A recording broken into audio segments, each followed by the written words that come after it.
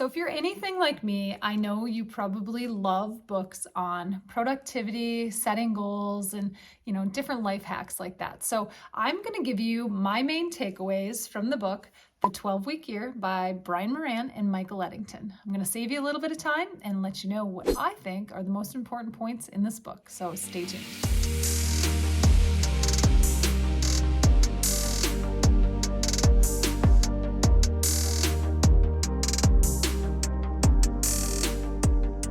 So on the cover of the book, it says, get more done in 12 weeks than others do in 12 months. Well, how do the authors suggest we go about this? They argue that we're not held back by a lack of ideas, but rather by a lack of execution. So this is the whole talk is cheap, action is everything. If you were to take what you have working in your life right now and just focus on making it slightly better every single day, over time, those results would begin to compound. So it's not about reinventing the wheel. What it's about is that clear and consistent action. So let's talk about how you plan those actions. Many people naturally think year to year, and the authors want you to realize that annualized thinking is a trap. They go on to say that setting goals on an annual basis is hard to plan for and that it actually breeds complacency. Now, think about this. During the first months of the year, December looks and feels a long way off. It's really easy to think, well, I have lots of time to reach that goal, so there's really no sense of urgency. Could this be why many businesses have their best month in December? So many sectors, not just retail, the fourth quarter accounts for 30 to 40% of their yearly sales. But businesses whose tax year ends in June actually experience that same effect. So it seems to be that the setting of a deadline focuses the goal and the urgency to achieve it. The author suggests that by planning your yearly goals broken into these 12-week segments, we're less likely to become complacent. If you only have 12 weeks to achieve a goal, opposed to 12 months, every single week counts. So where do you start? The first step is to clearly define your vision. Your vision is what inspires action, and over time, action leads to progress and finally to results. But to get where you're going, you have to know where you want to be. So your vision should be ambitious but realistic and should take into account 2 time frames. Start with long-term goals, i.e., where do you want to be in 10 years? Write all of this down in detail. Then start zooming in a bit. If you know where you want to be in 10 years, where will you have to be in 3 years? Again, write it all down in detail. And then from there, you can break it down into more achievable 12-week segments. The reason it's actually important to write out your 12-week plan is you need to have a roadmap of accountability. Your goal is not to be reactive, but instead to be proactive. So your written goals give you a reason to say no to some things in favor of others based on what's going to actually bring you closer to your defined success.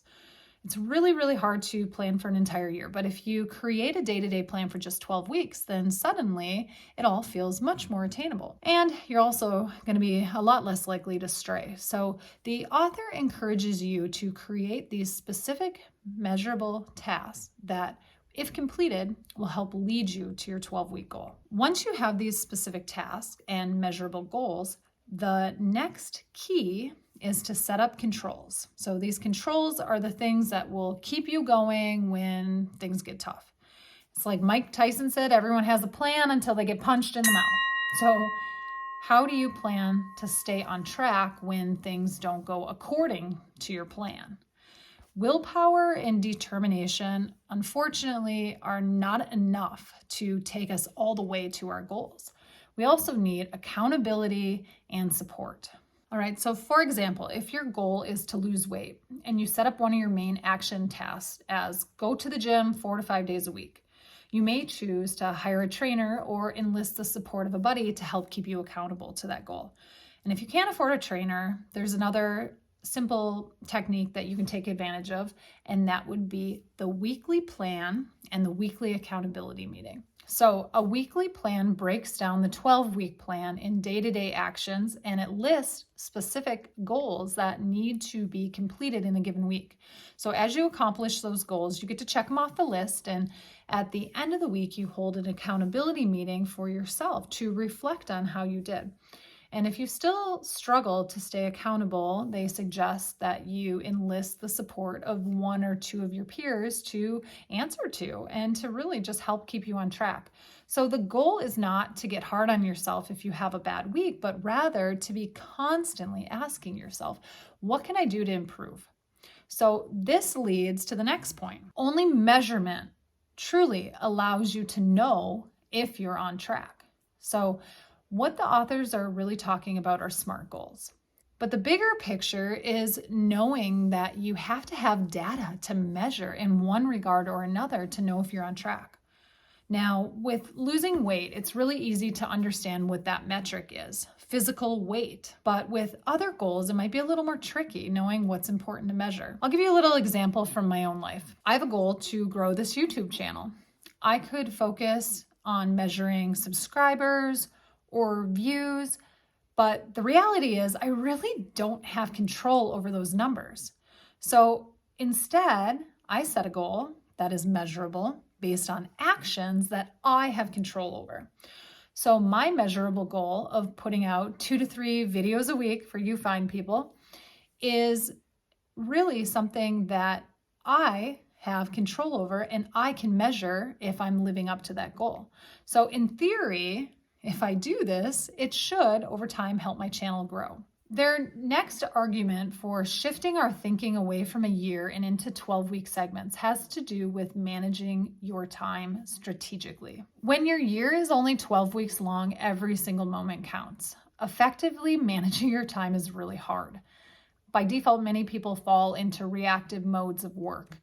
When you defer important tasks to take on urgent but less important tasks, you delay your goals. So they make the suggestion to map out your weeks to include 3 types of protected time.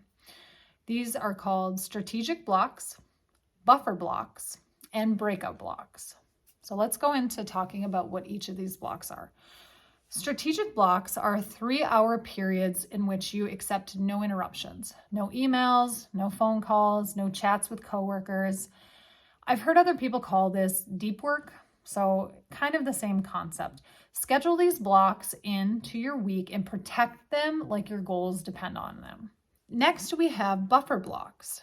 These are times that are set aside to deal with all the interruptions in one go. Checking your email or getting back to voicemails. These are 1-hour blocks a few times a day that will be used to deal with all these seemingly urgent but less important things all in one go. And finally, he talks about breakout blocks. So these are 3-hour blocks that are designed to keep us sane. It should be a 3-hour block of time each week spent away from your business or away from working on your goals. Doing something that recharges you and keeps you inspired. So this is to help with creativity and burnout. All right, so one of the author's final points is embracing positivity and accountability.